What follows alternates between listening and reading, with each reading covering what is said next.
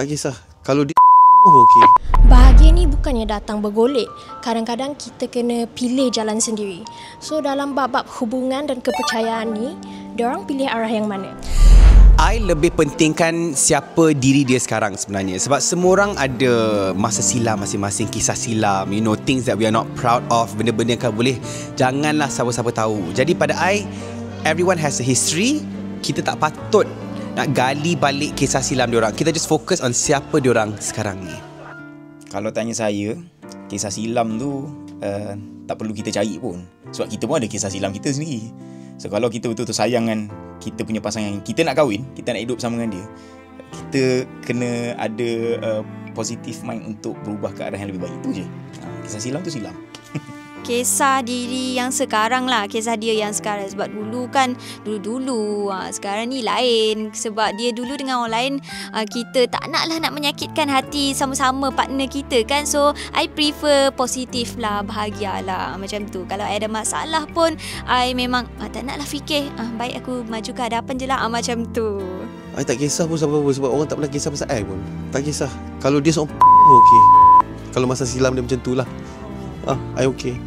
Siapa dia yang sekarang? Sebab kisah masa lalu tu semua orang pun ada, saya sendiri pun ada. Jadi tidak payah tengok pun kisah masa yang lalu. Bagus lagi fokus kepada masa yang sekarang ni. Okay, kalau ada masalah dengan pasangan, I suka berbincang terus. Sebab I tak suka pendam. You know, babe, I nak kena drive seseorang dulu, babe. Kadang-kadang kita tinggalkan pasangan kita bila tengah bergaduh tu, lagi teruk bila kita pergi balik ke dia. Kata, kenapa you tinggalkan I? So better ada problem, selesaikan terus. Lagi senang. Bincang terus. Yes, simpan dalam hati, siapa yang nak bincang? Kan? So bincang terus lah. I memang akan terus berbincang lah dengan boyfriend I sampai masalah tu memang dah selesai. So tu cara I. I tak naklah simpan-simpan ni nanti kena apa kata orang tu, silent treatment. I tak suka. Kitanya overthinking. Kita semua tidak sempurna. Kita simpan dulu dalam hati.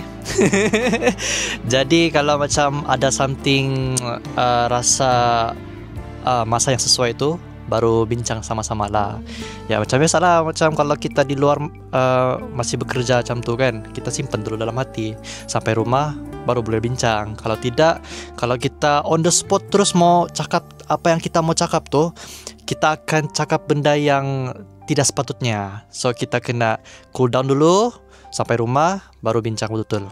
Kalau benda tu kecil yang mengambil masa yang sekejap untuk kita bincangkan dalam masa tu, kita bincangkan. Kalau rasa macam nak kena fikir dulu, nak kena reda dulu, kita akan hold kejap. Lepas tu ada masa yang sesuai, baru kita bincangkan. Nak bahagia kena pandai buat pilihan sendiri. Jom kita saksikan bagaimana diorang tentukan arah diorang dalam Mutiara dalam Debuan Kabus.